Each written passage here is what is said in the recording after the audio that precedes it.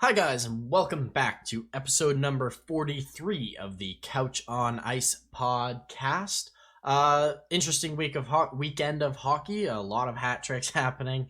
Not a lot of off ice stuff, which is typically a good thing. But before we get into how the games happened this weekend, let's introduce the boys. I'll throw it over to Chase. How's it going today, Chase? What'd you do this weekend? Not too much. Help my family out.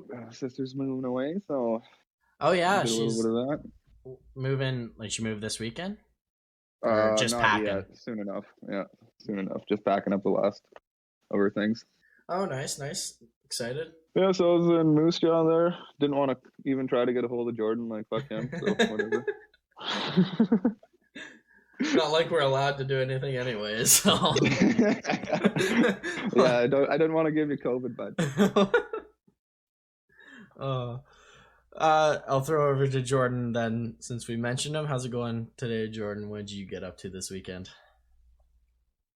Not too much, buddy. Just took some time to finally relax. Yeah, after your move. Feeling too great since all that moving. Yeah, a lot of stress and shit.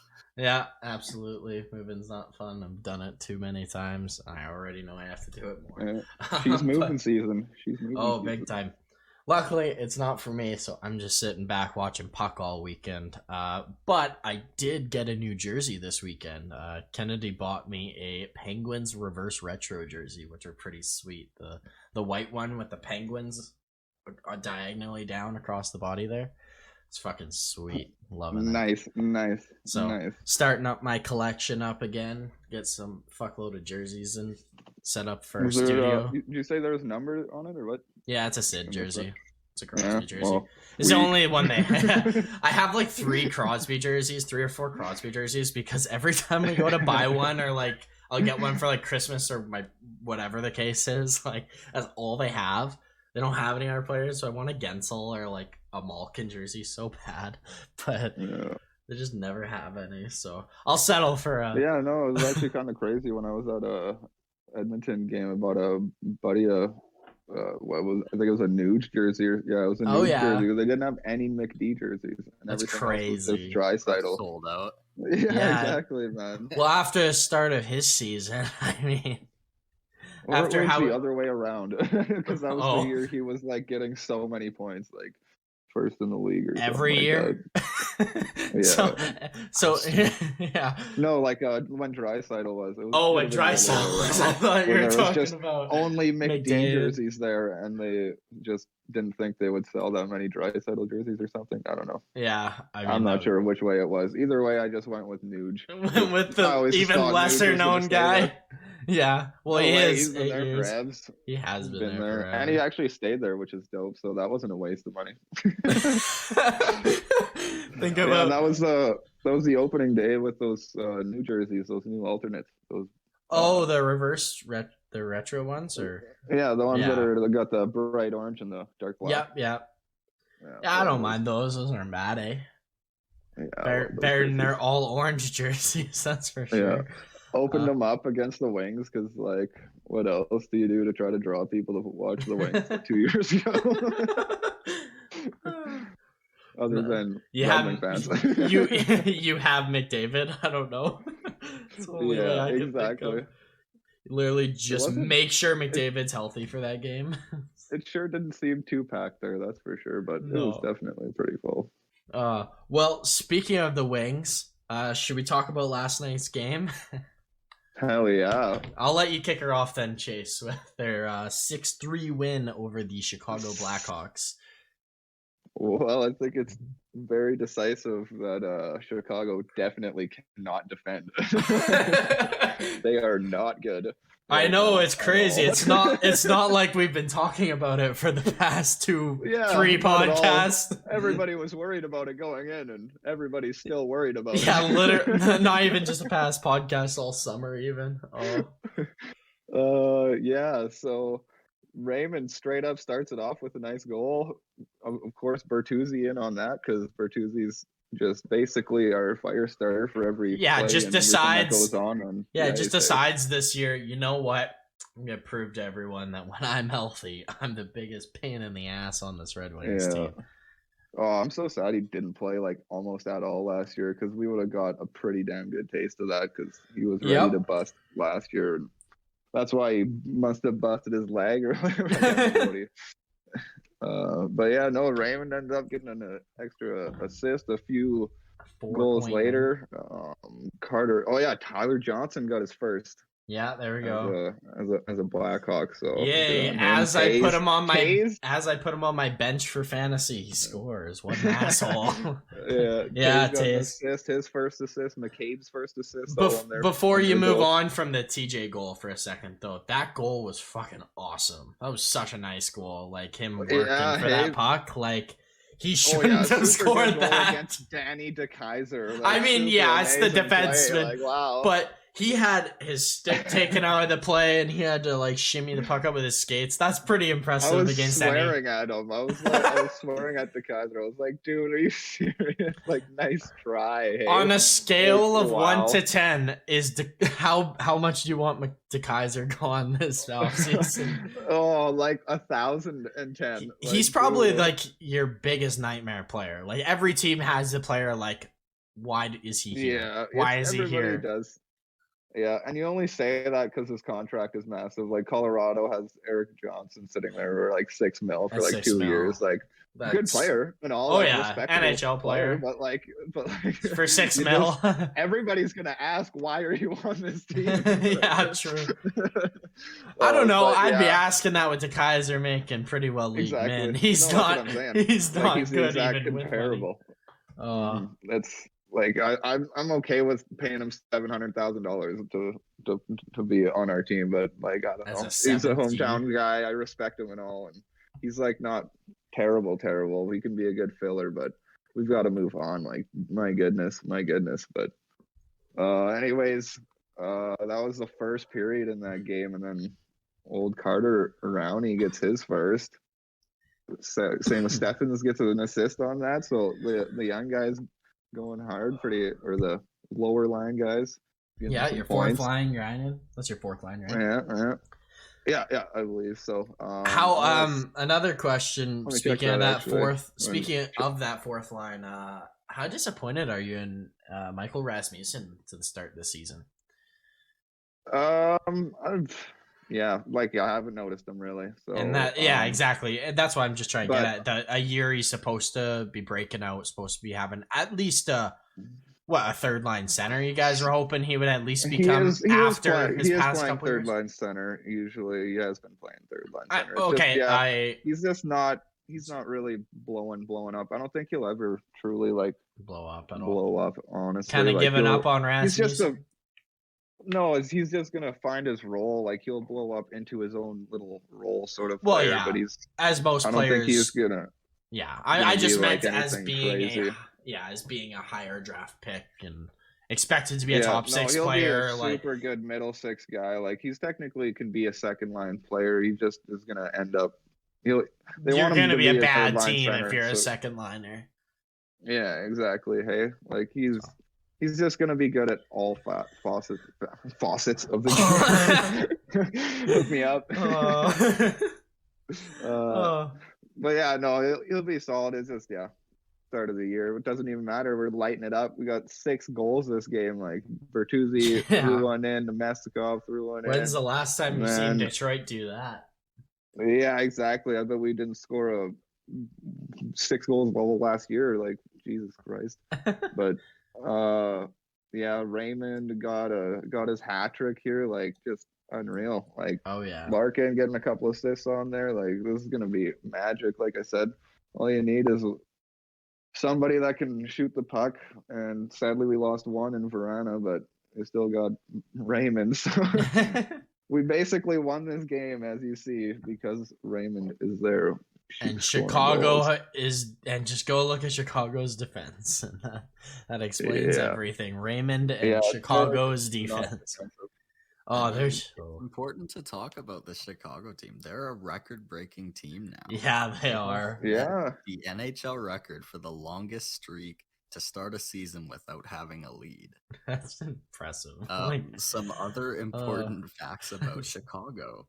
They have been outscored 10-0 while Seth Jones has been on the ice in a 5-on-5 this season. No way! Oh my shit. God, you paid him that much to get scored 10 goals against without one. Marc-Andre Fleury currently sits at a 5.74 goals against average and an 8.39 save percentage this season. Oh, that's bad. Holy. Another fun fact about Chicago, what happened last night. Jeremy Colleton, who we talked about last episode, the head coach of the Blackhawks, seemingly gave his dry erase board to the players to set up a play on the power play. No, he did. He allowed his players to drop their own play with time expiring.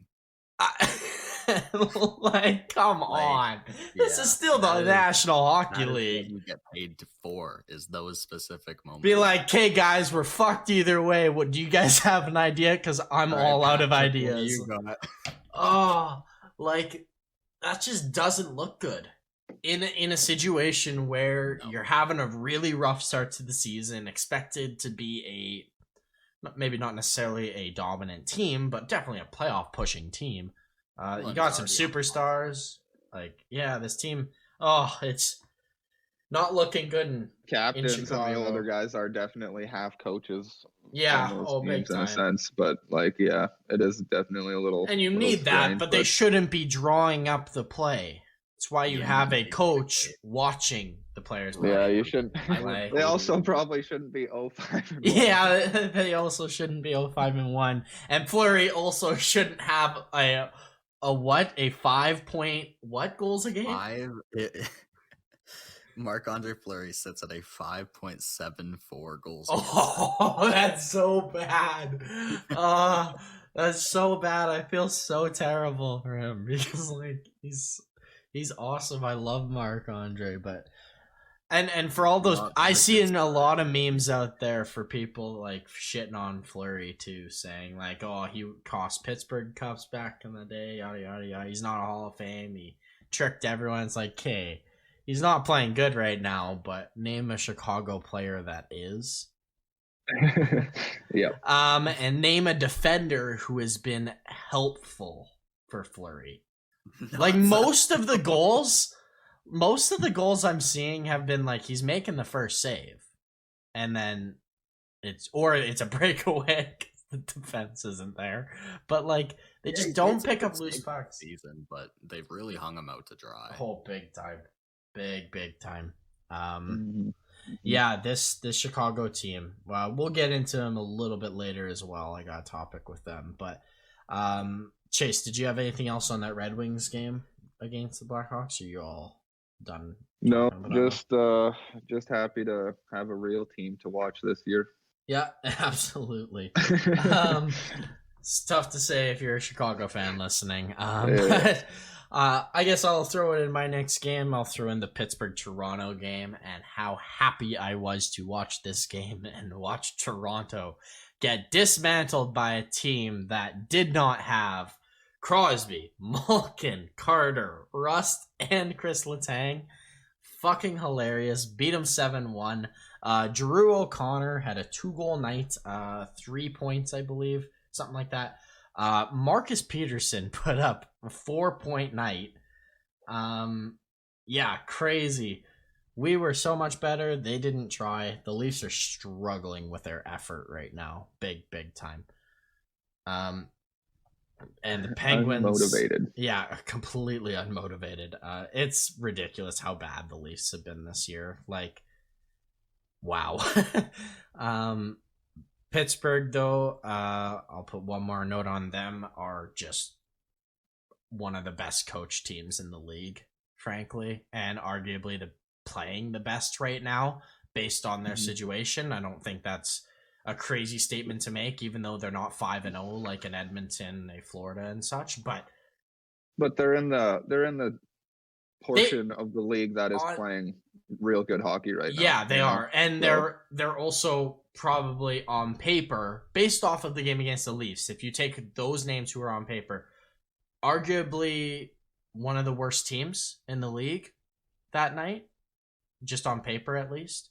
Like they got Gensel and Kapanen and Dumoulin. like it just doesn't look good. Like there's a couple mid-tier teams that I like better on paper, but not saying that Pittsburgh's bad at all. I'm just saying that it's impressive is what I'm trying to say. I'm super happy with how we're playing. We shit on the Leafs. It's always fun to watch the Leafs get blown up on the scoreboard. And yeah, I got nothing else to say about this game except for haha. Yeah, the only thing I don't want to say about this game is this was the worry I had with Toronto, was the fact of their defense holding up, because Hackstall was there last year, and I hear and I believe that was huge to why they were so good for the last couple of years. I believe. And with obviously the transition hasn't gone well. No, not clearly. At all. Not at all. Justin Hull does not look like an NHL defenseman anymore. Mm-hmm. It's just what happened to that pairing? What happened to that pairing? Like that has been their worst pairing. Crazy enough. I think the Leafs' best pairing this year has been Sandin and Dermott. From what I've watched. Crazy enough. Because they're not playing outstanding. They're not playing terrible at all. But at least Sandin looks fast. Sandin looks so fast. I have never seen an NHL team just willingly give away so many 2-on-1s as the Leafs. They and give up so many pucks in the neutral zone. They play such a possession game, which kind of fucks them. They're not a Tampa who can hold on to the puck for 4 minutes, and if they give it up, they're going to be able to defend it. The Leafs hold on to the puck better than any team in the NHL. I'm pretty sure they're first right now in puck possession in the league. But they're also first in turnovers or top 5 in turnovers. They don't put it deep when they're in a pinch and people are pressing, and they lose it in a transition play. How many goals have we seen probably where the Leafs have conceded on transition off the rush? Probably 80% of the goals. Yeah. So they need to fix that. Like Chase said, Dave Haxtell going, they need this defense to do better. Yeah, I got nothing really good to say about the Leafs right now. I really don't. No, I don't think anyone does. No, they're very disappointed. No, actually, okay, that's a lie. I got one thing. The good thing to say.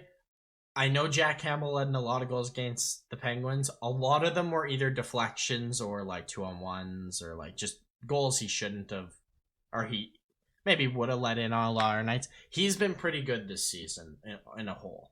I've been pretty impressed with Jack Campbell. I think even the Toronto fans have been reasonable with Jack Campbell as well. When he makes a big save, they cheer him on. Yeah, he's good. I like him. He had a rough night. Jack Campbell. I think he's the one Toronto player who's safe from criticism right now. Right now, I 100% would agree with that. At least right now. Oh, and Jason Spezza. That guy's 38 years old and leading their team in scoring. He is literally, he's been awesome. Back the years. Yeah. I mean, I don't know how good his plus minus is, but he's also scoring the most for a 38-year-old. Yeah, he shouldn't be the one scoring when you have Matthews and Marner. So yeah, it just doesn't sound like a scary line. Nick Ritchie, Jason Spezza, and Wayne Simmons. No, maybe 10 years ago. I do like how Bunting's done in a way. He's really tenacious. I like that he takes a lot of dumb penalties. It seems from just turning his brain off for 10 seconds. Not as bad as Brandon Dillon. Yeah. Sorry, I'm just always gonna bring it up. Oh, true. Yes. But yeah, he's a little too feisty. Sometimes it's just a little much. But and fuck Wayne Simmons for fighting Brian Boyle before he threw 6 punches before Brian Boyle has gloves off. So that was crazy. I didn't care that much because Brian Boyle is a giant and can fight off anyone, take punches. That's what he did for a career for the most part. But at least give the guy a chance to take off his damn gloves and agree to the fight. That was a little pathetic. But no, I'm good to move off of the Leafs and the Pens game. Jordan, do you have a game that you want to talk about? Hell yeah, I do. What game would you like to chat about? The Seattle season opener. Vancouver, Seattle. Yeah. Yes, I watched the first half of this game. Were you guys able to watch the start of it, like the No, I missed the opening. I started at 5-10 minutes in. I missed the first little bit of the opening or something like that. Basically, didn't see. I don't know. Yeah, I didn't see what they did. It wasn't anything special once I started watching and moved into it. It was just like the commissioner being like, I heard the fans booed the commissioner. That's good news. It's always they did. Gary Bettman. That's good. Do that. Gotta do that. That's a tradition. At least they're officially an NHL team now, or an NHL fan base, I should say. They booed Gary Bettman. No, I didn't. Other than that, I didn't hear anything about the opening. Yeah, it was kind of cool, but it wasn't like anything epic. It wasn't like Vegas against Seattle. Vegas and other or just other people. Kind of cool openers and stuff like that. They did do a lot of stuff before, in the preseason and stuff like that. I think that was the idea, was to do more preseason random things, showing around what they're doing and stuff like that, because they did the whole video in Vegas. Vegas is how everything went through and how it started and building the arena and this, that, and the other thing. So they didn't really do that sort of thing with Seattle, but it was still cool. But not Vegas. I don't know. There's cool. something about entertainment and the start of games that just can be so much better to me. They can be. Then it gets to the point where it's is there a point? Because then you just end up singing the national anthems, killing that super vibe, dope whatever created, and then true. Yeah. So it's a war you'll never win, apparently. No, absolutely not. But back to the game. Jordan, you wanna talk about it a bit and what you saw? Yeah, I was just thoroughly impressed with Vancouver after the third period, or after halfway through the game. With how they came back into the game, really. Mostly Thatcher Demko. Yeah, I was just about to say that. So consistent still. I think he's going to be elite. In 3 years, he is going to be, if not the best, he's going to be a top 2 goalie in the league in 3 years. I completely agree. The only one I think who's going to be better is Vasilevsky. I really do. Yeah, exactly, because Vasilevsky is the best, miles ahead of anyone, honestly. The Connor McDavid in net. Exactly, in net, exactly. But the other player I was thoroughly impressed with was Conor Garland. I felt like he had a fantastic game. Yeah. And most importantly, he stepped up in that clutch moment and scored that goal against Grubauer. Yeah, I haven't been disappointed in him this year, but he's definitely had a bit of a slow start, Rhylan. He was there on a new team. Oh, especially if you saw, I remember the video of their first practice, the two of them, him and OEL, when they came to Vancouver. They were throwing up on the ice. Yeah, the Arizona fucking training sessions must have been lack. Oh, I bet they were. Well, their GM just does them in secret, and and then gets caught and lose a draft pick for it. But we won't talk about that. Sorry, Chase. Yeah, no, Garland is doing. I think he's doing pretty good. He hasn't shown up too much. He hasn't done what he's done in Arizona, but he's starting to get it. Yeah, he was just all over the ice, as in being kind of a prick and just being in the play and kind of trying to create stuff all game when they weren't doing anything, and when it seemed like Vancouver wasn't much, he was there the whole game. So it was good to see. He's kind of starting to become their little engine, which, if that's the case, that's probably pretty good. Little engine that could. Yeah, the little engine that could. Him and Nils Hoglander. Start calling him Thomas. Yeah, and I haven't really noticed him too much, so I don't know if it's just me not noticing, but yeah, well, I love this team. It's nice that their big guys are getting it done, and they don't who cares if Hoglander or Garland are doing so amazing, as long as you got Bo and Miller lighting up. The team's usually doing pretty good when you got Bo and Miller playing. Yeah, as good as they are. One thing I'll say about Vancouver is, how important is Quinn Hughes to this team? Holy shit. They rely on him for everything. I feel like Miller's almost the same offensively, because honestly, Miller's like, wow, has he become such an amazing player? He is becoming an amazing player. He really does absolutely everything. Like just faking out people on the power play. He makes everything strong, happen, and he's big, so good at everything. Good with the puck, good shot. He's great. Yeah. My thought with just Quinn Hughes is how, they look so bad when he's not on the ice. Like they do. Like they just look different. It's like having a different goalie in, but it's every shift, which shouldn't be happening for an NHL franchise. But it's so much nicer having OEL instead of like an Edler or something. Yes, OEL has made it better. Smoother. He's smoother. Everything's a little bit more seamless with him, and he's got at least that little offensive ability. Yeah, I love that trade. I think that trade was very beneficial for what Vancouver was trying to do. They got everyone signed. It's impressive. They got everyone they wanted, and their RFA signed. Like, I think we can like this offseason, Jim Benning did fairly well considering history and how he typically gives out money and all that. He did pretty good, all considering. I like this Vancouver team. They definitely need some work. Like, their young guys may need to step up a little more for me to be more confident in this team.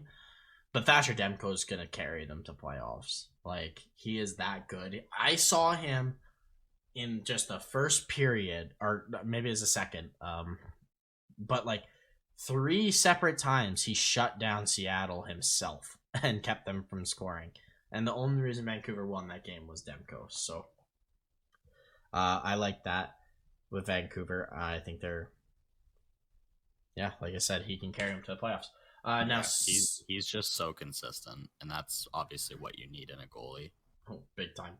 And Seattle. Do you want to talk a little bit about the Kraken there, Jordan?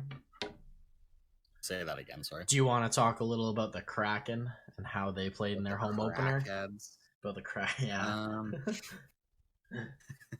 I'm a little disappointed in their decision to retire the number 32.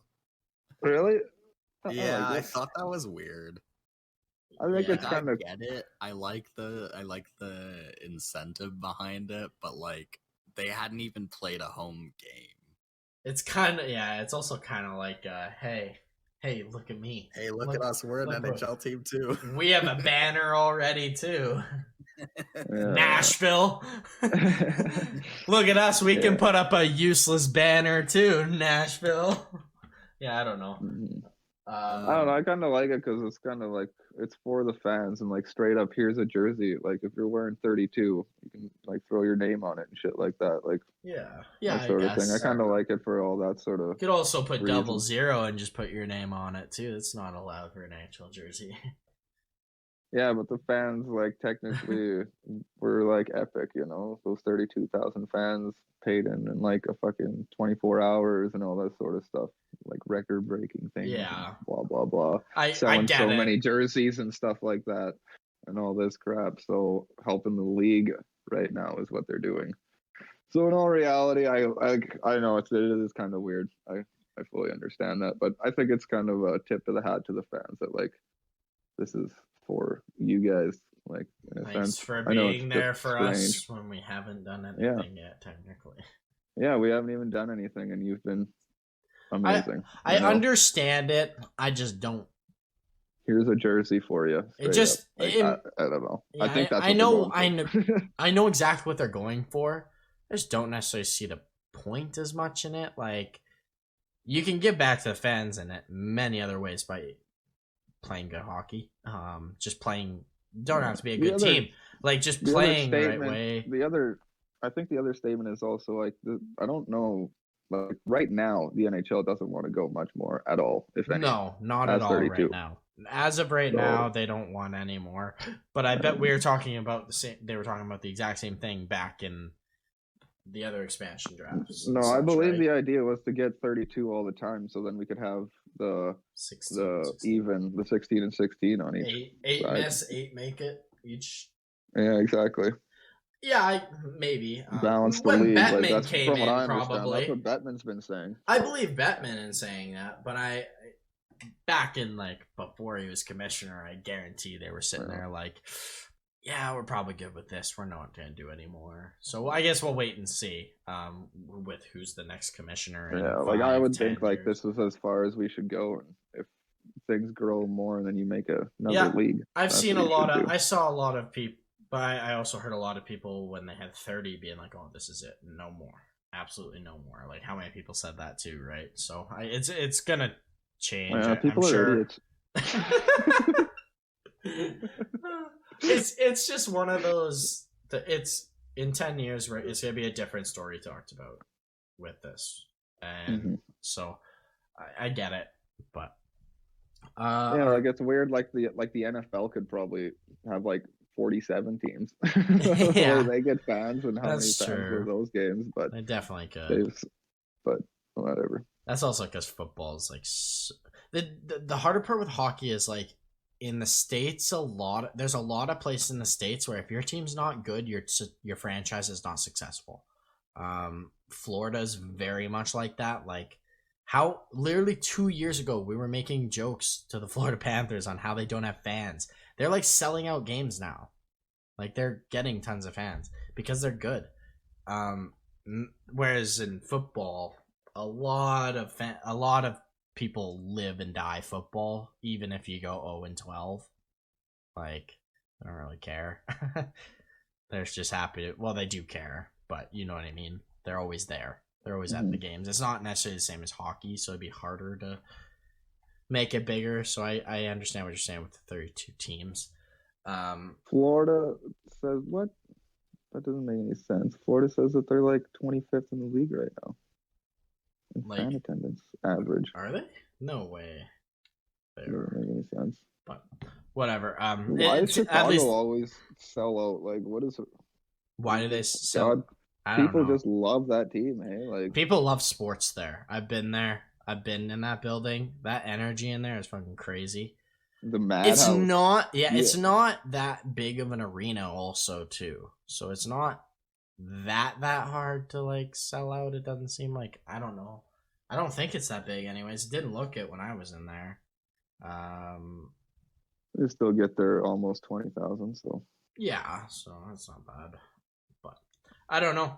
I don't know about fan ticket sales and stuff like that. That's one thing in the game I know nothing about how often because I'm usually watching at home anyways. I don't care if there's 100 fans in the stadium or 100,000 to me. Very often, that's for sure. If I'm at the game, I would like it more packed and energetic and such. Like that's way more fun. But I mean, I'm at 99.99% of games I'm watching are on my fucking couch, so it doesn't make a difference to me. To look into that. But is there any other games we want to talk about this week? Or do you guys want to move on to just some around the news? I mean, besides Elias fucking Lindholm scoring a hat trick. Yeah, I got that too to talk about. I do want to bring up the Ottawa Senators Rangers game because I watched a little bit of that, and yeah, Ottawa really fucked themselves, shooting themselves in the foot, up 2-0. I believe they scored the Rangers scored 3 goals in like 3 minutes or something. Yeah, in about 3 minutes and like 20 seconds. They scored 3 goals to come back and beat them. Definitely not the imprint you want to give if you're the Ottawa Senators, being a hard team to play, and if they get a lead, it's going to be hard to beat them. Did you guys watch this game by any chance? Chase? I just watched a wee bit of it, not very much, no. Yeah, so I like I said, I didn't get to watch all of it either, but I did watch a little bit of the end there where they came back and won. I was just really disappointed in Ottawa letting that happen because they're, like I just mentioned, they're a team that they thrive on battling in the corners, outworking teams, outstrengthening teams, stuff like that, right? They work. And they just kind of gave up in the last 5 minutes thinking they could steal it. And they're going to have a long season if this becomes a consistent thing. And I know it's early. People are going to slip. I mean, look at how many teams have been absolutely blown out of the water, like Chicago, Toronto and such. Like even Tampa's been blown out of the water in a game or two here, so it's early. I get that, but Ottawa needs to fine tune. if they're gonna have a good season. Shabbat's if Shabbat's not on the ice, man, it's not good. Their defense, they're like one or two players from like. Yes, it's usually not us. Oh, you're cutting out there, Chase. Just trying to figure this out. You just leave the Discord and come back in, and we'll figure it out. Yeah, just leave and rejoin. I'll just reiterate sort of what you said since I didn't know. When Shabbat's not on there, it's a big struggle for sure. I agree with that. There we go. It's good now. Yeah, they were just struggling. They definitely need some help on the back end, and just another scorer would be nice, probably. But no, I just wanted to point that out because they're a team that works hard and has a chance to actually make playoffs this year. I know Chase doesn't like that. Doesn't think they're good enough to make playoffs whatsoever. I think they're a sneaky pick to, if any team's going to sneak in, to me, it's like an Ottawa out of these bad teams. I like how their team is built. I like how they play. There's just a lot to like there. And if they're going to break out, and everyone seemed to break out, that just seems like the right team to me.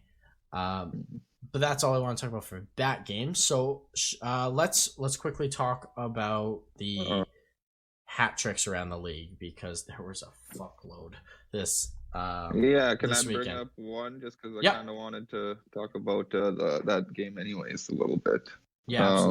Just bringing up the Perron Hattie here in St. Louis. Got that right here.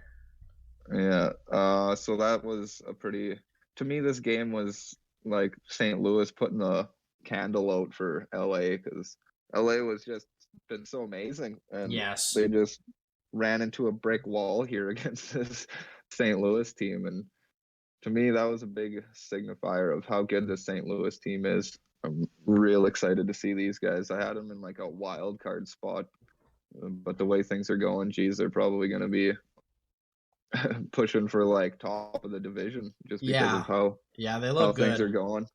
As well as that game. Jake Neighbors scored his first goal, first NHL goal as well. So that's nice. All right, go on with hey, that's what I was gonna say. Like, this guy's on the team. This is sweet. I wonder if he's gonna stick around, because he looks pretty good so far. Like, it's gonna be close. It's gonna be close. I don't know if he'll stick around or not. He's playing well enough to stick around. The one thing I like about the St. Louis team, and I actually want to talk about them a little bit too, is they finally went for it with the youth. They finally just said, fuck it. Let's bring them in and make them a big part of this team. And now, like, we need to start turning a leaf over to our younger players. Kyrou has been lights out good. Jake Neighbors, like we just talked about, has played really well, playing on that second line, I believe.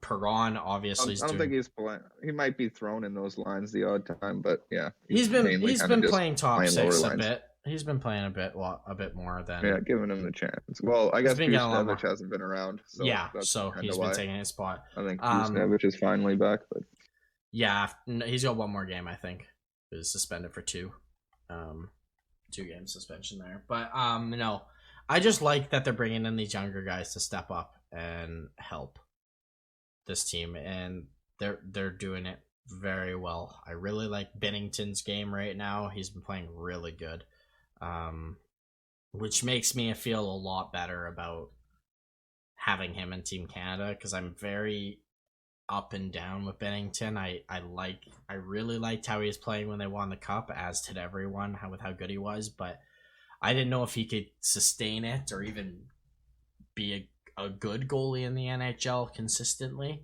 But after the start of the season, he's definitely playing extremely well. Do you have any? What else did you want to talk about with St. Louis there, Chase? Not really. Basically, kind of the same stuff. Just basically how Kyrou's been just absolutely lights out. Nice to see Klim Kostin actually on the team, because like you said, it's first round pick. They're doing this right. This is how you actually do this. Like, look around GMs and see how this guy's been building this team. You don't just give away stuff all the time. You gotta Make sure you get your good prospects. Keep those guys like Kyrou and Thomas, Jake Neighbors, Costin, because sometimes you have to make moves and Sanford's not there, and you can bring this guy up, or Jaden Schwartz moves on and stuff like that. Like you got to have people around ready for that stuff, and it's just super amazingly built. You got to have that good timing. Kyrou's not like 18 or something like that. Like we're talking about 21, 22 he's already year old. He's already been playing. So he established himself in the AHL and such. So established himself. Like he's been playing a couple of years. So like man, like this is how you do it, and this is how you actually win, and that's why they won last time, because you just keep building and pushing people out. That's how it should be. For sure. You don't. Absolutely. I do look at this team though, and I look at their defense, and I'm like, oh, you could use a left-handed shot. They could use a little boost. They could use a boost for sure. And if Tarasenko's even like still trying to be traded, I don't know what's going on in that situation with St. Louis still. Like, I don't know if they're still actively looking for a trade. So I guess we'll wait and see. But yeah, it seems like things have calmed down, and it is definitely quiet. They're trying to he's playing well, getting down to playing some hockey. Well, like I said, it was off-season bullshit. Like that's just. I think they truly did. They truly did try to trade him though. Oh yeah, 100%, 100%, and that's what he was mad about even before this off season, and that's why everything's kind of spiraled out of control, and then they couldn't make a deal. In all reality, it's not like he didn't love playing in St. Louis his whole life. So like he was more angry about the injury situation that happened, how they handled it. Yeah, and all that crap. Yeah. Which makes sense. Like I'd be furious too if I'm a top scorer in the NHL.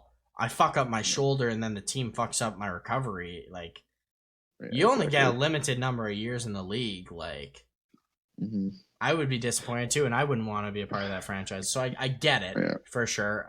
But for what he's done, I just got one more thing on him. Sorry. For what he's done this training camp, coming back, playing well, not making a distraction. Super impressed by that. He's played very solid, considering people were questioning whether he'd be able to play in the NHL anymore, if his shot would be, because that's his most important part of his game, but looks pretty good to me. Sorry, that's the last part I had on. Yeah, no, that's fine. I was just gonna bring up the fact that like this is a team without Oscar Sundqvist. Like I don't even think he's played yet all year. He's been a very key part to them the last several years.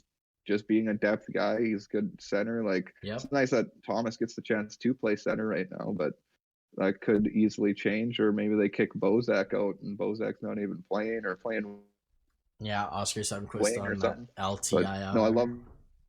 Yeah, and Brandon Saad, like man, this is just a perfect team. I really like these guys for playoff run this year. Like this is looking real good. Like you said, let's trade for a little D-man action maybe at the deadline, and they'll be fly as can be. Yeah, absolutely. And segueing off of that into a defenseman who's on the block, let's talk about the Anaheim Ducks quickly. And it turns out they want to trade Hampus Lindholm before the trade deadline this year. He's their number one guy on the block. So what are your guys' thoughts on a Hampus Lindholm trade? What do you think? Okay, what do you think? They had to pick somebody, right? Yeah, absolutely on this decor. You guys are a GM right now of a team. You can pick whatever team you want. What would you trade in assets for Hampus Lindholm? What would you say his value is right now? I'll throw it to you, Chase, to start. I think we're only talking a 1 year. It's a 1 year contract. Yep. Sorry, he's 27. 1 year at $5.2 million. Yeah, exactly. I'd give a good second, third, or something like that. Really? Not a first. Yeah, maybe. Yeah. I don't know if I would. Like, I'm thinking trade deadline too. Like, best possible asset. If you're Anaheim, what's the lowest you'll take, let's say? I would say a second and a third without retaining anything. Okay. Jordan, what would you do if you're Anaheim? But, like, I'd take a first if I'm retaining half. Obviously. 100%, I'd want a first. But okay. Jordan, what is the minimum you would take for him? Let's say both retained and unretained, since Chase has that. Well, definitely a first. 100%. Yeah. I want a first for him. That's what I set up to.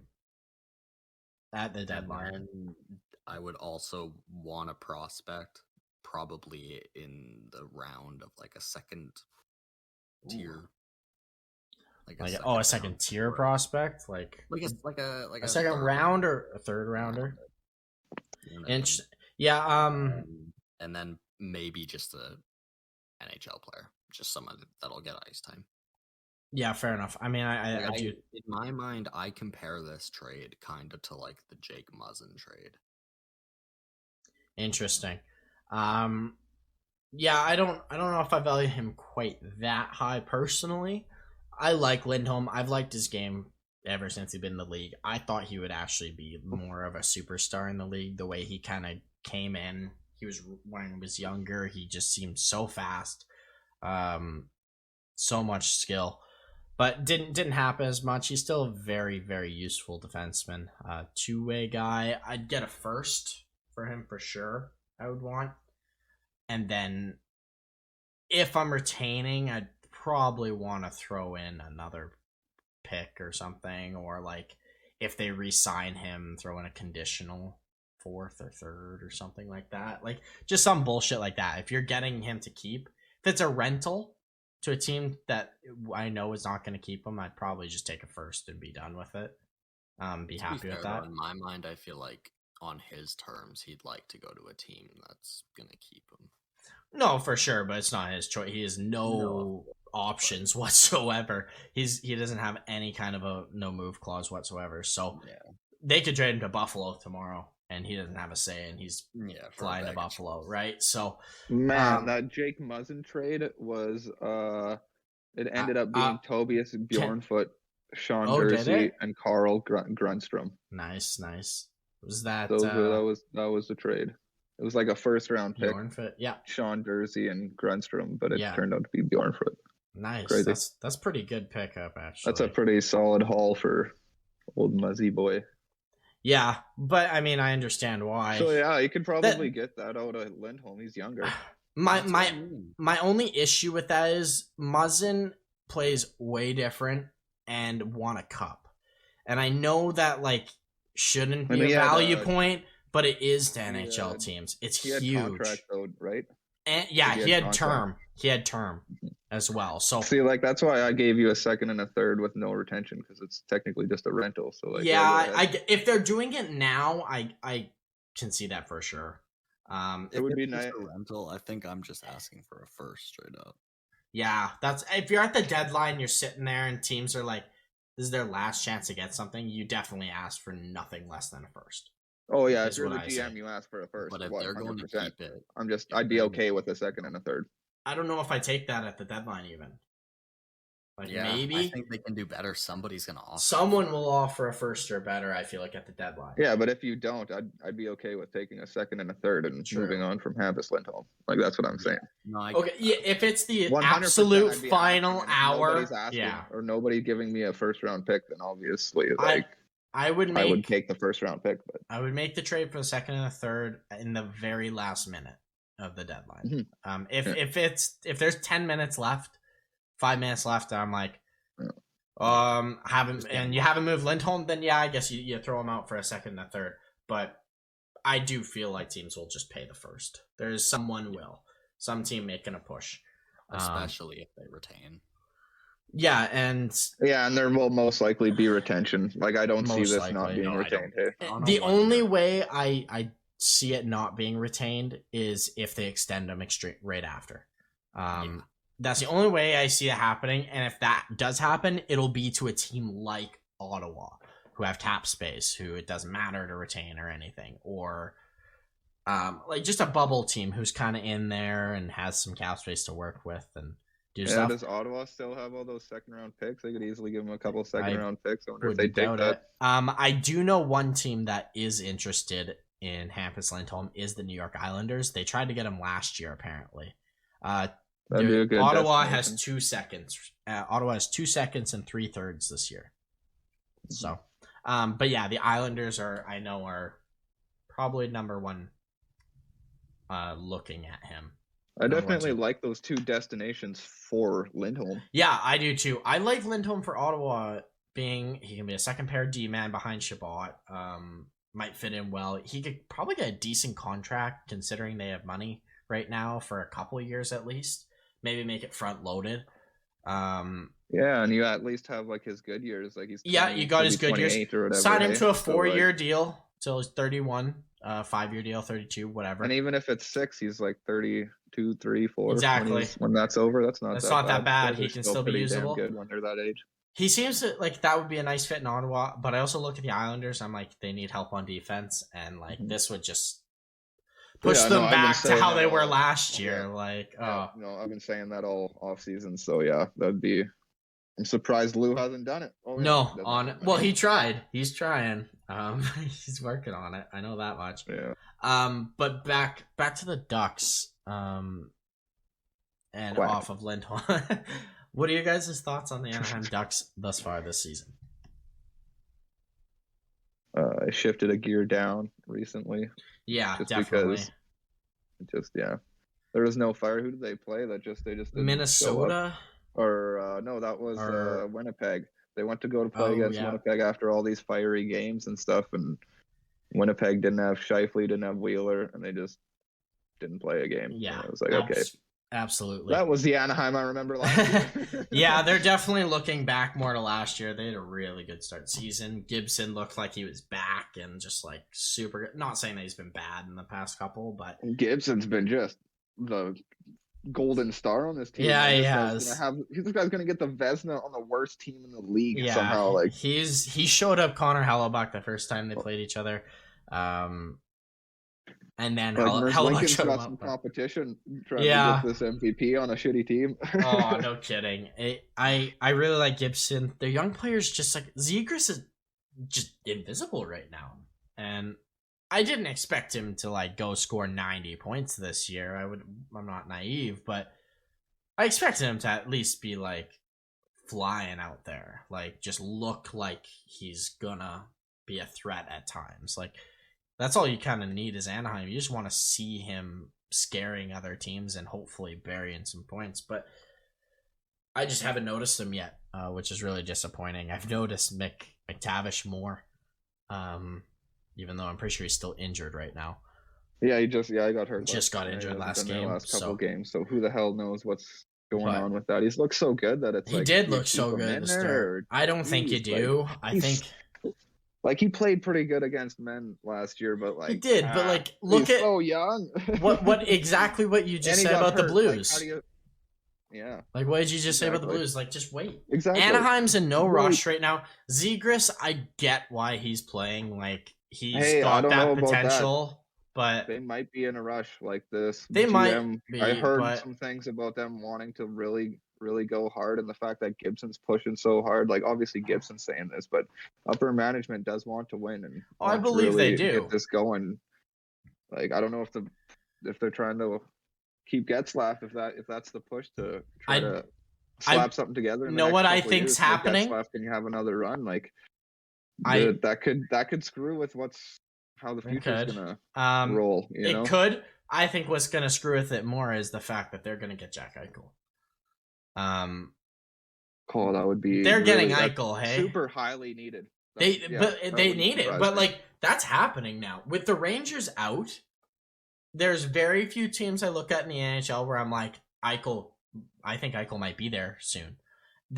Right now I look at. There's one thing. He's going to the West. He's going to the West. He's going to the East, man. If I was Buffalo, there's 0% chance. I did hear. Yeah, I agree, but I did hear that they said if the best offer comes from the East, they will accept it. But yeah, I mean, they're probably gonna have to add in a little extra because he's in the East.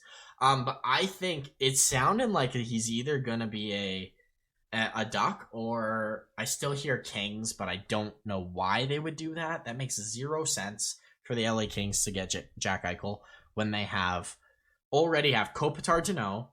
You throw Jack Eichel in there if you did get him. I know Turcotte and Byfield, one of them would probably be in the Eichel trade, but like you still got those guys coming up. It makes no sense. Yeah, like for me, like LA a doesn't make Eichel sense. trade, like it doesn't really make sense. You'd have to trade a lot of these key guys you've been bringing up, and like Velarde's gone. A follower Kempe would have to be gone. You got Turcotte. I think it would probably be Turcotte and part of it. Velarde or Turcotte, yeah. Like Turcotte and Velarde, and maybe some like a pick and prospects with conditions or whatever. I think that's have to shed the some base. sort of cap. Yeah, they'd shed some sort of cap just for it. Ending up losing somebody later. But like I said, it just doesn't make sense. You look at their cap, then and you're like, okay, what do you give up? Brown, who's up next year anyways? Like, like this team seems more like a team that should go for like a Seth Jones or like a Klingberg or whatever the hell sort of stuff like that. Yeah, they don't really need a forward right now. But Anaheim, like you don't technically, unless you want to like really switch your stance on how you want to approach this. Like I said, you're giving up younger guys that have been around. You're gonna have to give up, like I said, in a follower a Kempe just to keep an Eichel. Thui's definitely gone, stuff like that. But then you're just losing prospects. So like you're not just losing your Velarde and your Turcotte or whoever is in this package, maybe even Bjornfot, which would suck because they probably don't want to touch their defense in this trade. No, I would not touch. If you're LA, you do not touch a prospect or D-man now. There might be an exception of a prospect where you're like, okay, whatever. If we give up one, like lower end, it can't be Bjornfot. Exactly. Hey. Basically, what I'm trying to say is there's two guys on their defense who I would be pissed if I was an LA fan, and that's Bjornfot and Brandt Clark. Those are two guys 100%. You do not trade when your issue is defense. Now you're gonna lose your prospects, and then in a few years you're gonna lose 1, 2, 3 more guys that you've been having on this team in a follow and Kempe because you don't have enough money for them and stuff like that. Because you have Eichel, you have Kopitar signed, you're gonna have Doughty signed to $11 million. Like you're gonna have 3 guys on $10 million in the next 3 years. That's a lot. That's a lot of money, and we've seen it be so unsuccessful with the Leafs. Why is it any different for any other team, right? I get it. It's Jack Eichel, but you got to build a team around Jack Eichel and these guys.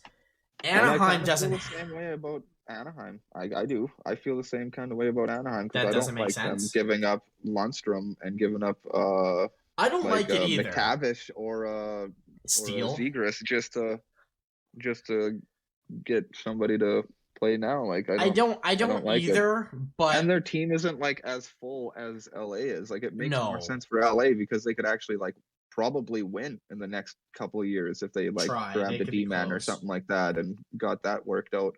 Like this team in Anaheim is, I would say, a lot farther away from that. I'm just unless we see a resurgence in like Silverberg and Raquel and Getzlaff, and maybe that Eichel brings it out. But hear me out for this. Hear me out for this then. You're Anaheim. You're in. I'm hearing Eichel's supposed to be dealt, or something big is happening within the next 2 weeks, or else Eichel's filing agreements with the NHL. I did hear that. I'm an Anaheim Duck. I'm just picture you're an Anaheim Duck for a second. Quack. Around the deadline, Eichel is still available. You're already out of the playoffs. Trade away whoever you can to get him, except for probably 3 guys you keep off that list if you're Anaheim, if you're able to, and that being Zegras, Drysdale, McTavish, or is it Comtois? Maybe it's Comtois instead of McTavish. But like maybe those 3 guys are safe, and then you see what you can do to get Eichel next year. Steele's a year older again, who will probably be in the deal anyways. But like Zegras will be a year older. Drysdale, you can maybe make that push. I'm just thinking right now that in all reality, I could trade some guys away, like a Lindholm, as soon as possible, and a Raquel. Trade for a first, 2 first-round picks right there, and then just hang the fuck out until that deadline. And then be like, see Buffalo, look at all, or even before the draft, and just be like, hey buddy, like I've got amazing draft. I will give you 2 first-round picks. We were also last with you. Yep. I will give you two first or a first and like a couple decent prospects with it, and like maybe a player to play. Yeah, right and now. You're not touching all of my. And you're not touching Zegras. Yeah. Stuff. Yeah, I like that. McTavish. That's even better. Why don't you do that? Get away with that. I wonder if you could get away with that, because like Terry, Sam Steele, like these guys aren't useless. You'd probably have to give up Lundstrom. Sadly, that would be kicking the ass a little bit. But you got to give up one like of those guys. Sort of decent defensive guy, like I think you could pull it off. I think you could pull it off. I agree. I like that thought. Next year's first round pick, but like fuck it, man. You're going for it next year. If you can somehow keep Eichel, most of these guys. If you have Eichel as your number 1C, and you got Drysdale and Fowler as like 2 of your D-men for next year, and probably Manson because they just don't get rid of him. But like they love him, I guess. They love him, captain, basically. What if he is their? He's someone that I wonder if like you just say, "Hey, do you want to go on a playoff run and come back?" Like, well, that's exactly it. Exactly, man. Like, why don't you do that? Not? Like on the off chance he leaves, we need experience from playoffs. Yeah, we're not going to get it here. Like Getzlaf is the last guy. Henrik, like these guys, they're many years away. So and you give them to a team who's impossible to sign him back. Who it's like damn near they have to do so much kerfuckling to keep him. And if you make an agreement, so you do it to like a Pittsburgh type who's in cap hell, or a Washington, or an Islanders, like something like that. Like you could just go get something for him and just be like, "Hey, we'll sign you to the ticket we are already going to sign you to next year." Like that's something you could do. And I like the trading the first, because before that free agency hits, I will have Eichel. You know. Yeah, exactly. This would be the point. So like, even if you traded Raquel and all these guys, Lindholm and Manson away, what if they just came back because you got Eichel? Yeah, you just tell Manson like, hey, I'm gonna trade you. Don't sell your house. Yeah, come back. There's a chance. Why not? There's a small chance that you could almost come back with the same team and have Eichel. Yep. Next year. Yeah, the same team that's on the ice right now. You will lose. Someone like a Terry, a Lundstrom, Steele. But like, I think you throw in Steele for me. Yeah, there's nothing that's going to be insane, you know. So I don't hate that. I think that would be an interesting. That'd be so cool. And like we're talking, what is it? Is it Bob Murray? Is that who is the GM is Bob Murray? Yep, like he has been ever. So like, if somebody's going to do something. And like, let's look in the past of this team. Like this team's history is unreal. They're always so good. Are. They're getting antsy for this crap. I wonder if this might be the best place for them. But they're like imagine going from Adams, Buffalo to Anaheim if you're Eichel. Adams wants that Drysdale or that Zegras in this trade, and that's it. So that's what sucks. But that's where you just sit there and be like, well, okay, he'll terminate his contract and he'll just walk.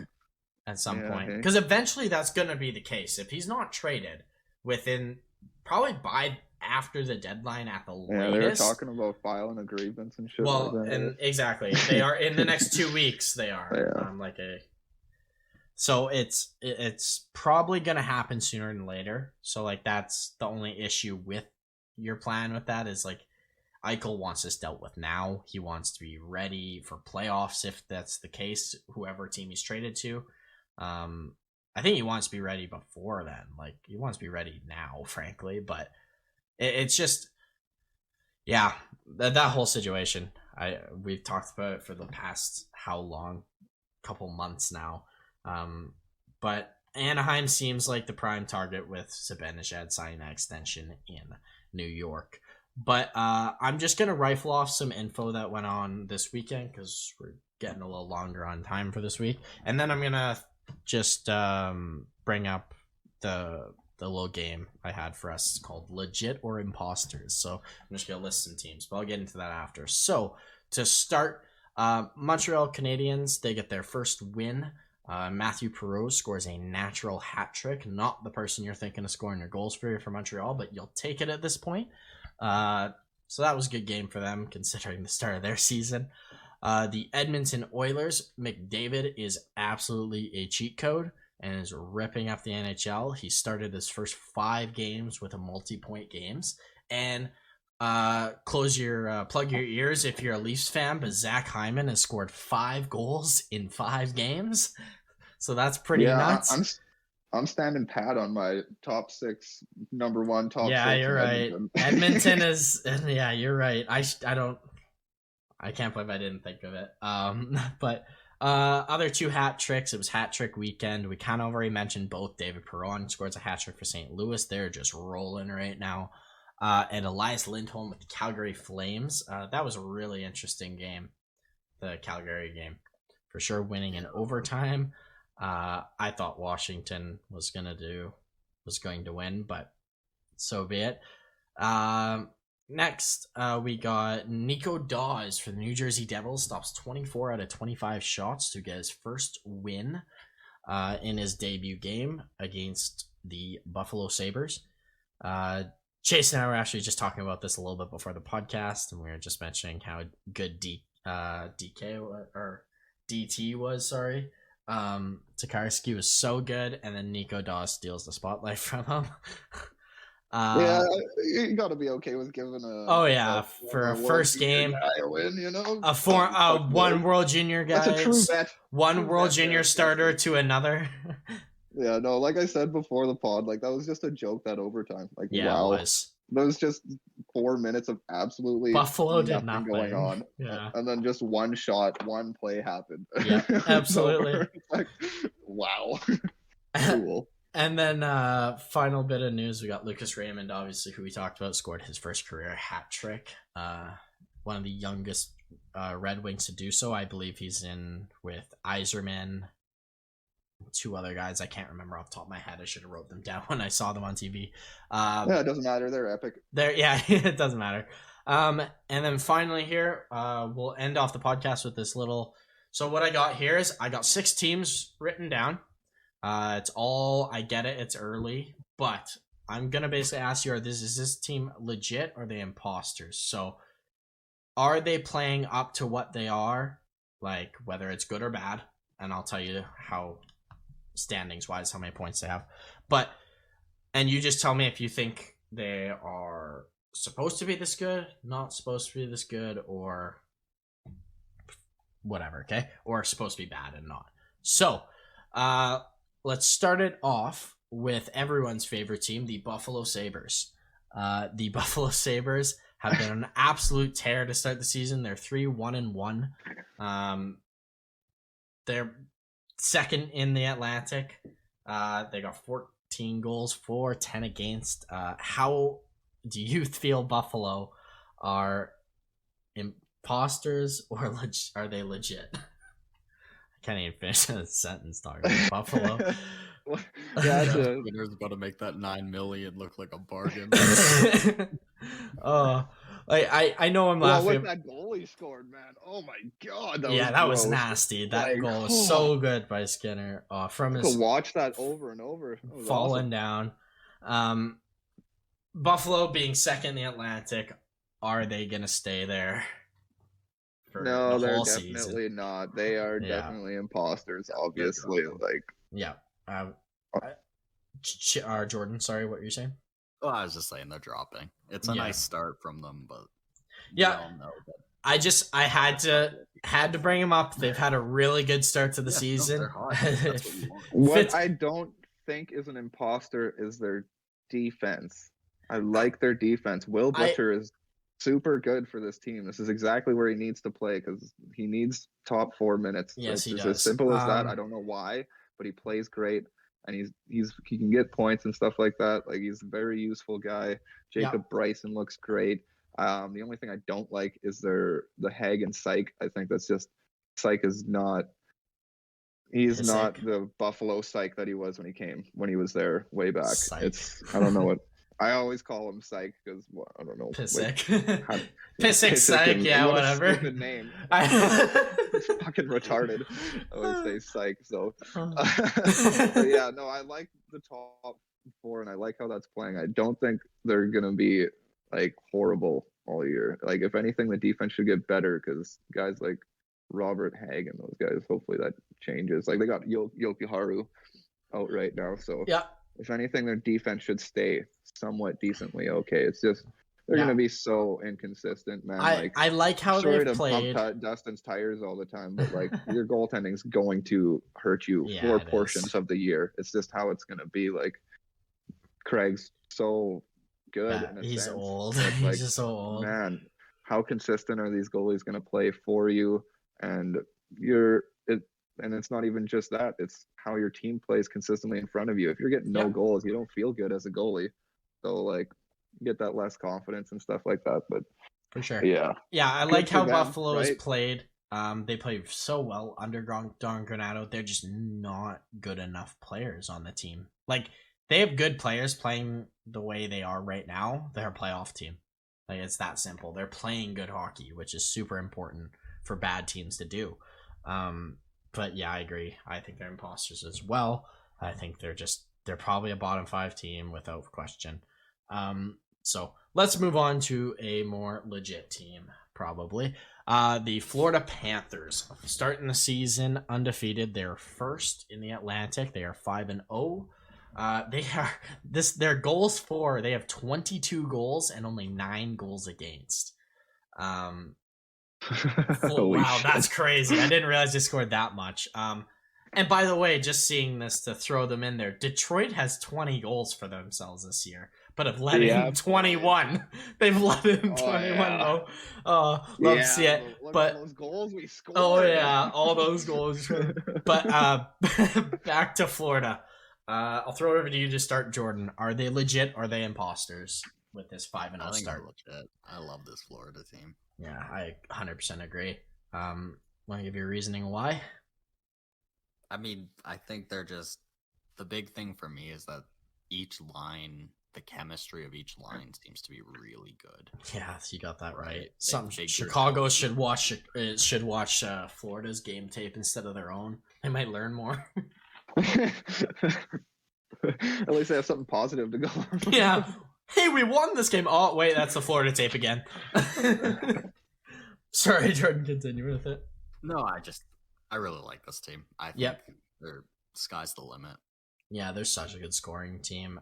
Their defense ain't bad at all. I don't have worries about it by any means. Like, I think they're gonna get first in this division, probably top 5 in the NHL. I think playoff time, their defense, unless they upgrade it or someone just steps up, might be a little bit of a struggle. Defense hasn't looked as good as I was hoping. Yeah, but nothing to like worry about, I would say. Yeah, like 9 goals in 5 games, you said? Yeah, 9 goals, 5 games. That's really good.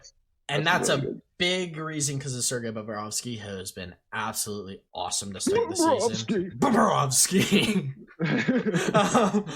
Yeah, he's been so good to start. Hopefully he keeps it up and maybe he'll go win his 3rd Vezina because that's Bobrovsky. He's absolute dog dick. And then he's like, hey, I remember how to play this game. I should probably just do it. And he does it. Somebody's paying me money to play. Yeah, like, oh, I'm getting a little bit of criticism right now. I should probably step up my game. And he just does it. Yeah, they score so good though. This year? Yeah. Okay, I'll play. Their offense is lights out. I got nothing. They just come in waves. They are so fast, so exciting. When Pittsburgh played them, I was like, Jesus Christ, like go away. I'll give you their bottom 2 lines, their 3rd and 4th line. It's Mason Marchment, which has been quite a revelation. Weirdly He's enough, so for this good. team like he has been for 2 Like, years. He was a first liner last year. I would say he's the most underrated player in the league because I bet you could ask half of the world and they don't even know who he is. They wouldn't even know who he is. If I went onto the street and or if I went to just any arena, let's say, because then we know they like hockey, and I said, who is Mason Marchment? I guarantee you none of them would be able to say who he is and who he plays for. So I agree. I can agree with that. And he's playing left wing, centering is to Luosterainen, and Sam Reinhart's playing on that 3rd line right wing. Like, it's crazy. Yeah, because this is what they've been doing ever since they figured out how to play real hockey a couple of years ago. They're like, oh, we got to spread the lines out. Yeah. Oh, I see. Okay. We're actually winning games now. Quenville just goes in there. It's like, what are you guys doing? Oh, he's so good. I love Q. Such a good. But anyways, no doubt. Hey, he's really. That's another reason. Yeah, sorry to jump in. Like, I'll just throw the fourth line real quick. It's just cool. Vertrano, Joe Thornton, and Hornquist. That's their fourth line. Nice. Vertrano, that's sick. Thornton, Horny. You got Horny on the fourth line. That's fucking awesome. Yeah, all I want to say about Quinn real quick was he's a big reason why I have this team is legit. He's such a good head coach. Nothing I can't not like about him. He won 3 cups with Chicago, for fuck's sakes. Like, he made a good team. How they looked last year, it's just like, oh yeah, here we go. Like, he's not. This is falter. Like, this team will just not pick up from last year. You know, if this team doesn't win a cup in the Barkov era, I will be thoroughly shocked. Actually, in the next 5 years or so, if they don't at least go to, what do we say, in cup final, conference final, it'd be a disappointment. Probably at least conference final. Yeah. But like, I think they're a cup. Like, they're. I know it's super early, and that's why I gave like 5 years of it. But if they're not within the top 4 teams to try and win it within the next 5 years, then it's been a failure of a season. Yeah, like, to me, they're a cup contender this year, but it's just like I wouldn't put money down or say they're going to win, but they are a cup contender. They're a contender, yeah. Other teams that are contenders or think that they have so much experience, like they could knock an Islanders out. Yes. For some unknown reason, or a Boston or something like that, when you just don't see it coming. So, they could go on a run at any time in these next couple of years that they have Huberdeau and Barkov. Like they can go deep this year. I just don't think it's so hard to win the cup. It is so hard to win the cup, and that's why I was kind of like backpedaling a little bit when I said they should win in the Barkov era. I'm like, oh, okay, maybe at least a conference final, because it's so hard to get there even. And to win, but like getting to the conference finals, to the finals, that's winning. That is winning. Yeah, that's a successful franchise for sure. Insanely hard to do. So like, whether we want to, like, I know it doesn't feel like it, but the Rangers were like the best team for like 10 years. They were in the 2010s. They didn't win. Never won. Imagine like, well, and like, even look at Pittsburgh after they won the cup in 2009, pretty much until they won the cup again in 2016. Like, those years, they were elite team. They were constantly a threat to go to the final. Like, I know they never went during that time, but they were in conference finals, I think, like 2 or 3 times. Like, they were in the second round almost every year. Constantly beating Washington is always fun. Like, it's there's always teams like that in those decades who are just successful but never win. Rangers, good shout with that too. But Florida could definitely be that, so we'll see. Are you guys good with Florida? Can I move on to the next team? Yeah. All right, next. Funny enough, who else we got? Chicago Blackhawks. And this is to the other end of the spectrum, obviously. They are not playing well. They are 0-5-1. They have scored 12 and let in 27. Arizona have let in less goals than Chicago. Oh my god, that's bad. Oh. They have let in the most goals in the NHL. I guess when Arizona only scores 1 goal and the other team has 5 goals already, they're just like, I guess we can stop. Yeah. I think Arizona is actually ahead of Chicago, which is funny enough. They played 1 less game though. So I guess I'll just ask the question, Chase, is Chicago legit bad, or are they imposters being bad and they're gonna straighten their shit out? I think they're imposters, but they're legit bad for the first start of the season. Oh, right. Like, yeah, for sure. For the next little while, like, this is, I don't think they'll probably come out 1 game here and just actually play like a team. Now, but, like, it's just not going to be consistent. I'm thinking more of a second half. I trust this team in the second half way more than I do in the first half. Okay, then that's what I've been saying this whole time, and I'm sticking true to it because I think they'll be good in the second half. There's no way this team doesn't figure it out and just get better as the season goes on. Now, let me follow it up with a question of our playoff but you're team. You're not making the playoffs because of this sort of shit. Not playoff team, you don't think, for sure. No, still don't. Still not hitting that. Now, before I throw hitting that stuff. Yeah, before I throw up to Jordan, then, where do you see them missing? Are you seeing them missing at like an 8 to 10 or a 14 to 16 range? Like, which range are you seeing? Are you seeing the Chicago team correctly? I'm just pulling up where I had these guys. Okay, then let's. So you got it. I had them at 5th in the Central, above Minnesota, and I said, I think in the last podcast, that I'd probably switch that because I do trust Minnesota a lot more, but I have them in the 19-20 range. So they're like literally just outside. Like I have Seattle still so like in the playoffs at 18. So they're right there. I still think they'll be in the bubble fighting for a playoff spot. But that'll probably be around the 12 pick, 10 to 12 pick, hey? Chicago's where you're seeing them? Like finishing. So 20th in the league is around 16. Because there's a lot of teams in the Metro missing based on your conditions. So, that's not a great season. For sure, by their means, I think they expect better. But I'll throw it over to Jordan. What do you feel? Is this team legit bad, or are they imposters? Jordan. I don't know. I think they're a little bit better than what Chase was saying, but not too much. Okay, so you'd say they're imposters, pretty much. Yeah, I'm pretty much in agreement. Okay, since we've been super on the same page and that's boring, I will say that they're legit this bad, just to be different.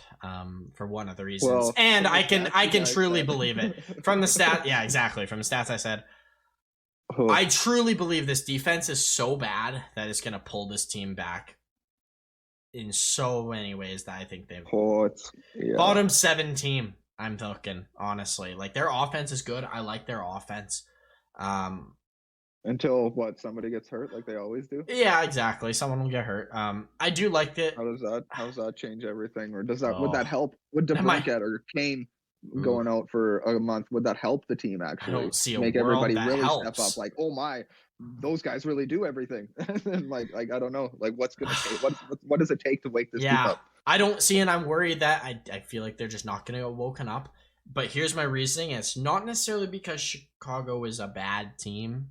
They're not playing well, but like we've been talking about all offseason, the whole NHL just seems better. Every team looks way better and they play more proper games. Like it used to be such a these teams, terrible. These teams bubble. These teams playoff, and then like the 4 teams who are cup contenders. That's always been the rankings. Now the numbers of those are just so much different, right? Yeah, like, there's multiple teams and there's less like just straight trash teams. The bubble teams have doubled. It seems. Look at how everybody's been playing. It's Zona. It's only Zona. Sabres look fine. Yeah. Sabres look like an actual NHL team.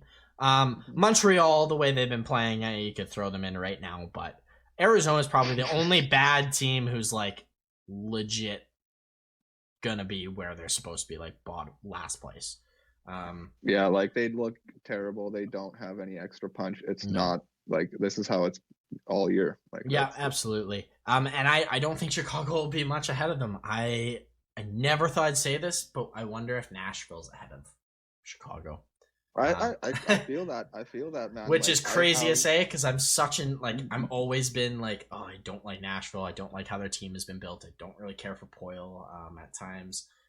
I think he's been there a little too long. Like there is a time. But they did beat Minnesota 5-2. Exactly. They worked them there. I mean, I thought Minnesota got a little screwed by the refs that game. I will say, Minnesota got a lot of dumb penalties. It shouldn't have been penalties. Like that Fiala goalie interference was ridiculous. And Jeannot scoring that ridiculous bat out of the air. Like that was a game to forget for many. But I think Nashville could be ahead of Chicago. I think they're going to be bad this year, guys. I really don't trust that defense.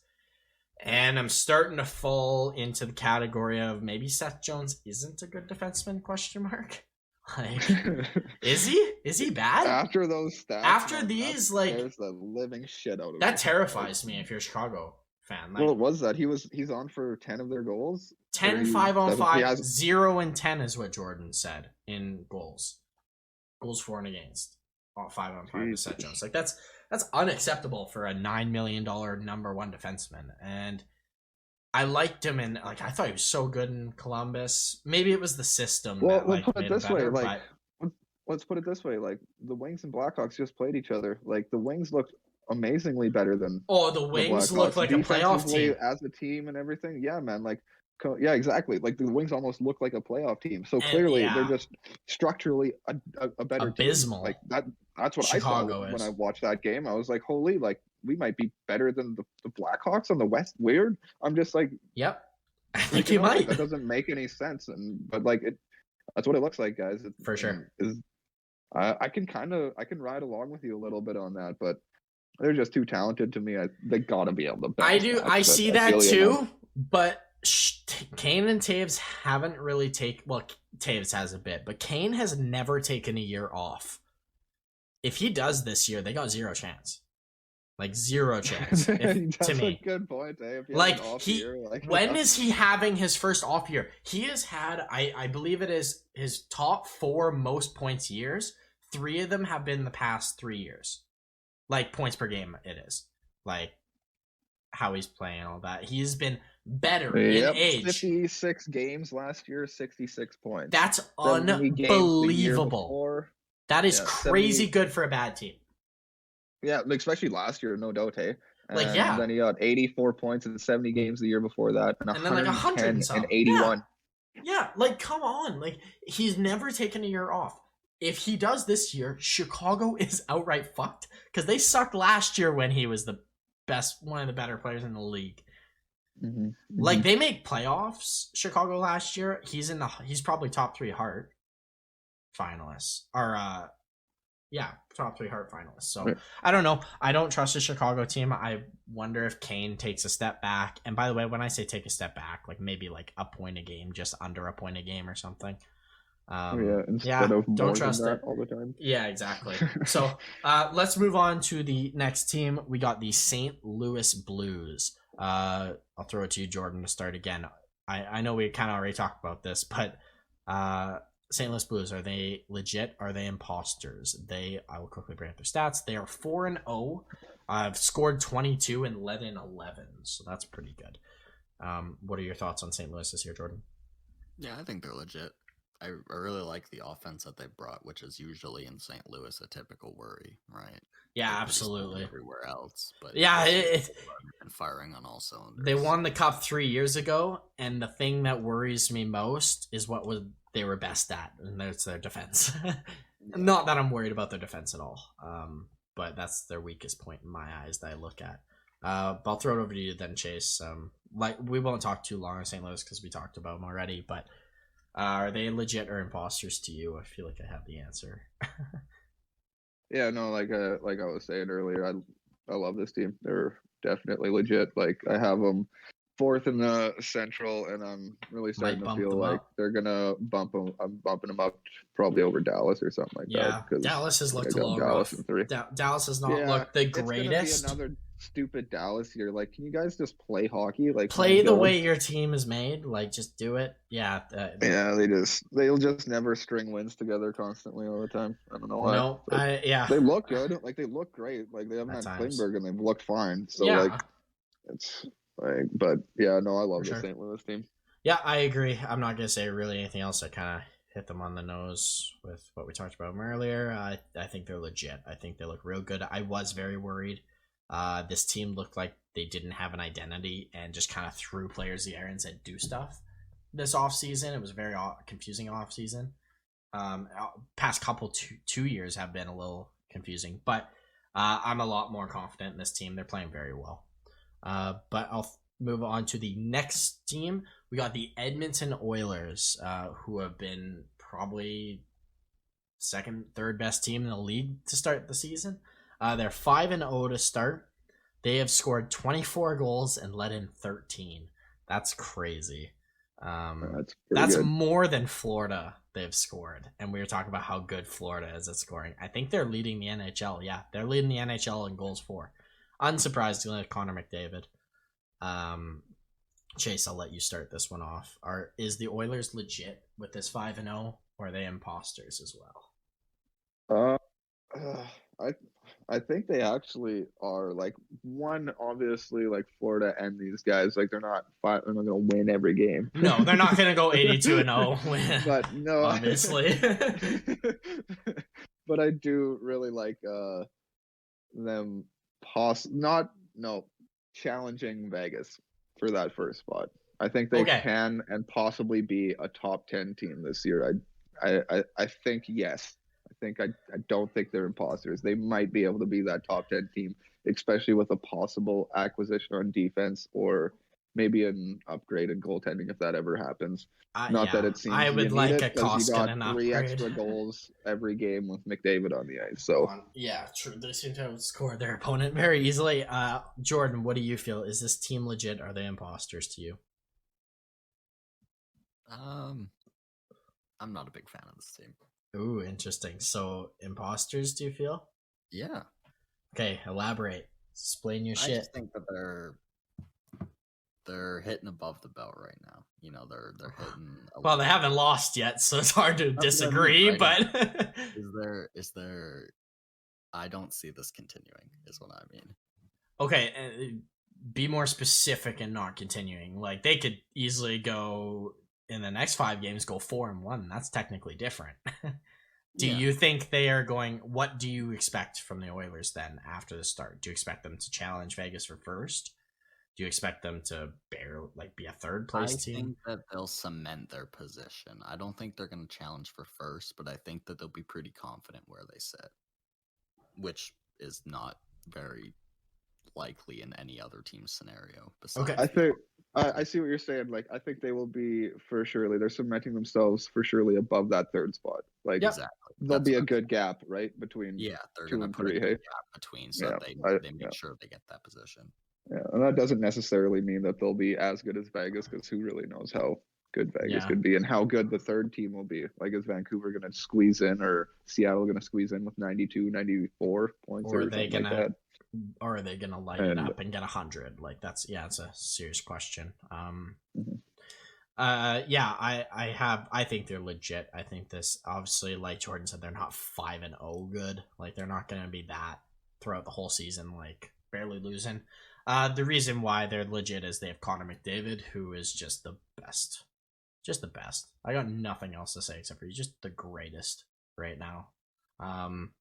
He scores at will. Zach Hyman's fit like a glove on that team.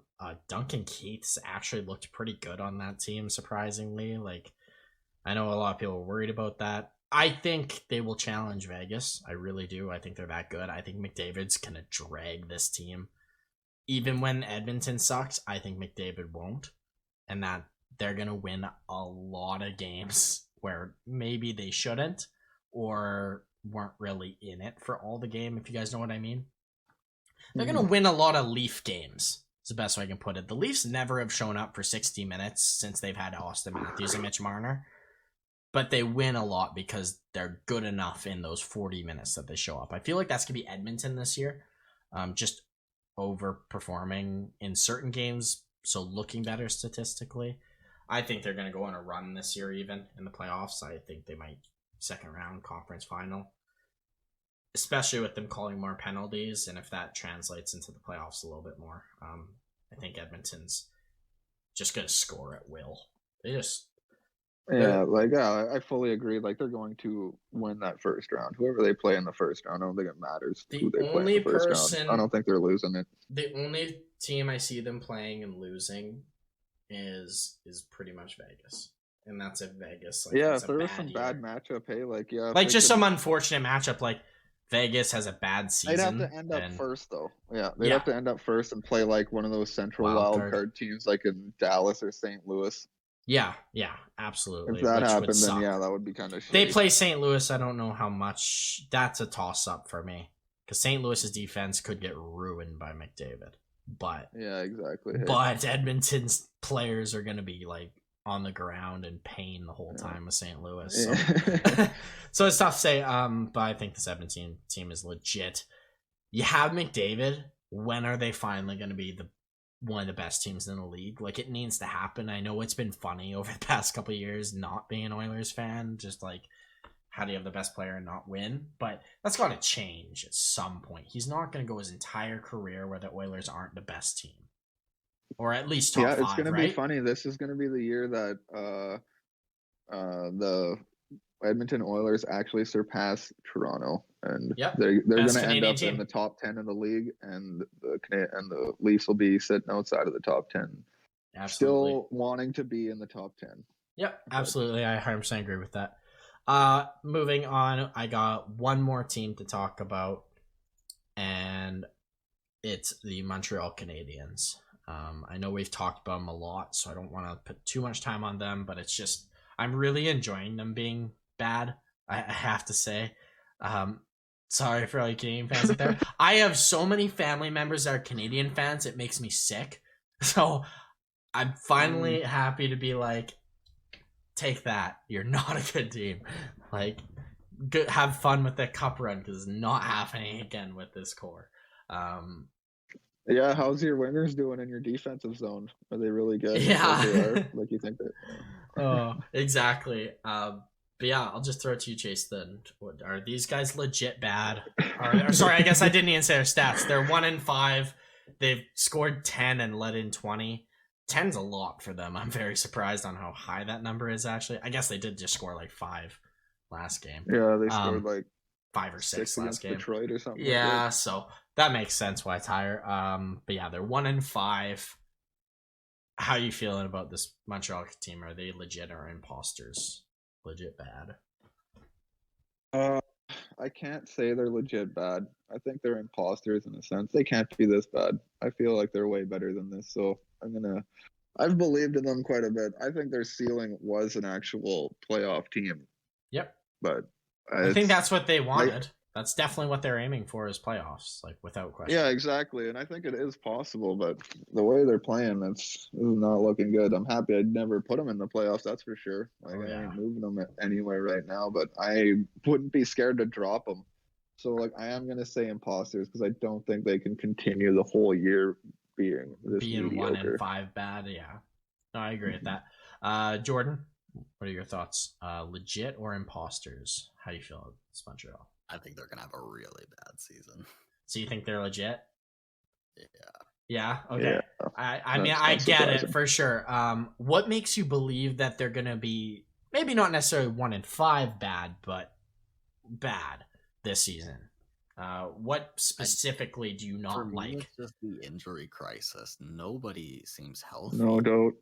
Especially on defense. Like they don't have any of their lines that are used to playing together, Yeah. You know, they're throwing guys in, they're calling guys up. Like, I think that's just going to screw them ultimately. Yeah, I agree. I think they're legit this bad. And it's going to be one name who everyone's going to be shocked I say his name. It's Philip Deneau is the reason they're bad. Nick Suzuki can't do everything on his own. He can't. Assists did Dano get? How many forced assists did Dano get? He probably got every single one. And like watching him in LA. You know, he probably got it out of their zone into the offensive zone, got off the ice, and the next guys came on and scored. You know, like for sure. That's what Dano did. I've been watching a lot of LA games this year, and I know he doesn't score, and I don't like paying people who don't like, especially centers who don't score. I don't like paying them a lot of money for long term. I think 6 million. What was it? 5 million or 6 million? It's like 5.5. It was closer to 5, I think. I think it was 5. Yeah, something like that. Check quick here. But like I didn't love that. I was thinking more of a 4 million for a shutdown role. 5. I think he's 5.5. 5.5. Yeah, I didn't love that. Watching him play now, he was just so important to he was the glue of that team. Really, like he kind of fit the offense together. He didn't make them score a lot of goals, but because it wasn't in their net, they would get rush chances with him just being the best defensive center. To play. Go out in your next shift and down by 1. Nick Suzuki isn't playing the best players on each team. Like he's line matched now against the Bergerons, against Matthews, like these top line guys like the Ovies or a young guy Dvorak is, you know. Yeah, which isn't good either. Like it just doesn't fit. I don't like this team. I don't like regular season Carey Price anymore. Nothing against Carey Price. I think once he's like dialed in, he is legit. I don't think he's able to get dialed into the regular season anymore. I feel like it's really hard for a goalie to get dialed in regular season wise. For the whole span, exactly. For the whole stand, especially on a team that relies as heavily as Montreal do on him. Joel Edmondson being out has been painful for them. Oh my gosh, like I like him a lot, and I've been very questionable with Edmonton, but he's pretty important in that team. Shea Weber Shea Weber not being there, Sherratt looks lost and doesn't know what he's doing. Yeah, I just don't like anything about this team. I think Cole Caulfield's being looked at like, okay, we shut down you. Who's gonna score? And yeah, you got the whole losing in the finals curse. I think it's just simply that, boys.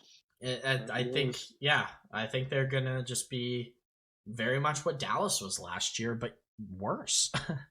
Underperform based off the injuries from the cup, and I just think their true colors will come out. Plus, it's not playoff hockey. They're a great playoff team, but they're just not a good regular season team.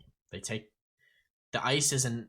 It gets too open in the regular season for them, which is crazy to say.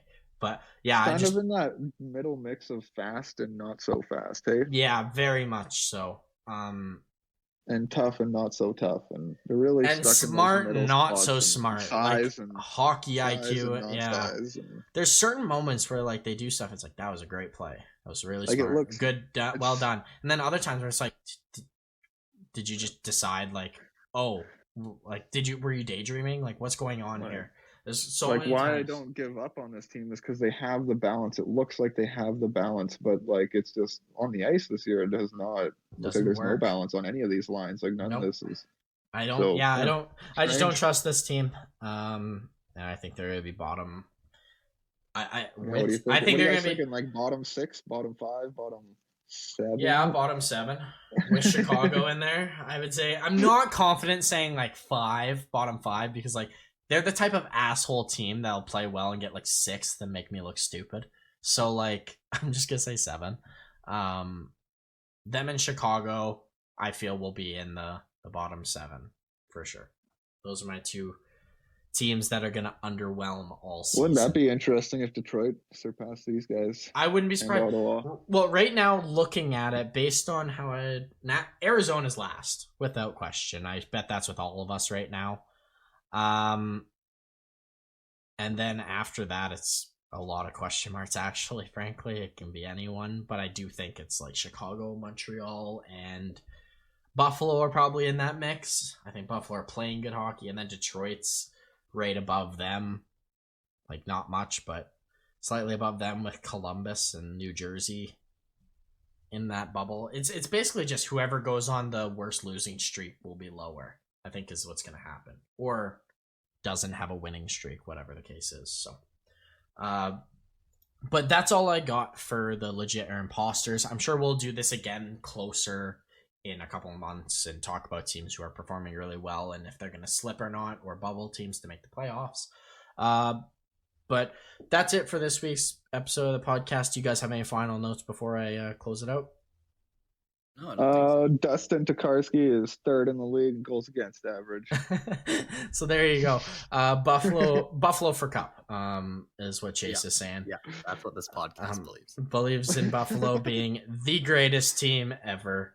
I do not have them ranked. Jeff Skinner. In the league at all. Jeff Skinner will get 100 points.